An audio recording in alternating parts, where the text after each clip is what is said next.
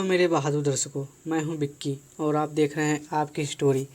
दोस्तों, आपके लिए पेश है एक रहस्यमयी और डरावनी कहानी। तो चलिए शुरू करते हैं। गांव के उत्तर पूर्व कोने में एक पुरानी हवेली खड़ी थी। यह हवेली कई दशकों से जर्जर अवस्था में थी और गांव वाले इसे भूतिया हवेली के नाम से जानते थे।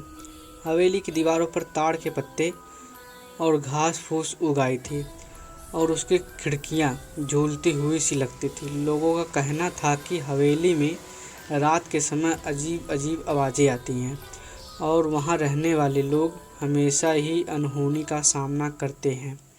कोई भी वहां रुकने की हिम्मत नहीं करता था। गांव में एक युवा और साहसी लड़का था जिसका नाम राजू था। राजू का दिल बहुत बड़ा था और उसने कई बार गांव वालों से कहानियां सुनी थी कि हवेली में रात के समय भूतों की आवाज़ें आती हैं। राजू को हमेशा से ही रहस्यमय चीज़ों में दिलचस्पी थी। उसने ठान लिया कि वह हवेली में रात बिताकर ही दम लेगा और सच्चाई का पता लगाएगा।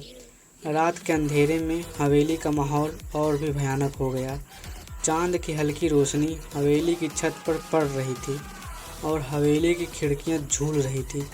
राजू ने दिल को बहुत मजबूत कर हवेली में कदम रखा। हवेली का अंदरूनी हिस्सा बहुत ही भयानक था।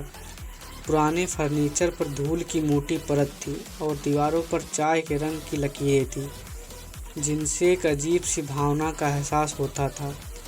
राजू ने हवेली के एक कोने में एक कमरे को चुना जिसमें एक पुराना बिस्तर और एक मेज पड़ी हुई थी। उसने बिस्तर पर लेटकर आंखें बंद कर ली, लेकिन उसे जल्दी नींद नहीं आई। रात के अंधेरे में हवेली की दीवारों पर कुछ आवाज़ें सुनाई देने लगी। कभी चूं चूं की आवाज़ आती, कभी किसी के हंसने की। तभी अचानक राजू की नींद खुल गई। वह कमरे की ओर ध्यान से सुनने लगा। उसे कहीं एक धीमी धीमी खांसी की आवाज़ सुनाई दी।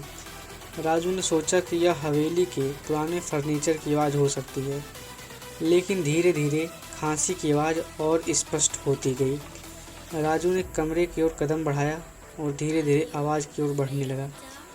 राजू एक कमरे में पहुंचा जिसकी दीवारों पर जाले लगे हुए थे और फर्श पर पुराना सामान बिखरा हुआ था।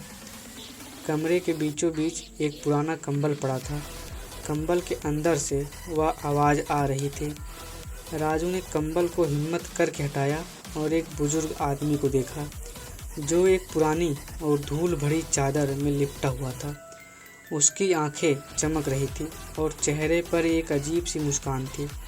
राजू ने डरते हुए पूछा, आप कौन हैं? यहाँ क्या कर रहे हैं? बूढ़े आदमी ने धीमे से मुस्कुराते हुए कहा, मैं यहाँ सदियों से बंधा हूँ, मेरी आत्मा को शांति चाहिए। राजू ने पूछा, आपको किस चीज़ से शांति चाहिए? मैं आपकी मदद कैसे कर सकता हूँ? बूढ़े आदमी ने राजू की एक पुरानी धातु की चाबी दी। यह चाबी हवेली के तहखाने के दरवाजे को खोलने के लिए है, वहाँ मेरी आत्मा को शांति मिलेगी। राजू ने चाबी लेकर तहखाने की ओर बढ़ा। हवेली के तहखाने का दरवाज़ा भी पुराना और जर्जर था। राजू ने चाबी को दरवाजे में डाला और बहुत मेहनत के बाद दरवाज़ा खोला। तहखाने में अंधेरा था, लेकिन राजू ने अपनी टॉर्च की रोशनी से चारों ओर देखा। वहाँ तहखाने में एक पुराना पुस्तकालय था जिसमें बहुत सारी पुरानी किताबें रखी हुई थी। किताबें धूल से भरी हुई थी और उनके ऊपर मकड़ी के जाले थे। राजू ने एक किताब उठाई और उसका कवर साफ किया। किताब का शीर्षक था हवेली की काली कथा। उसने किताब खोला और पढ़ने लगा।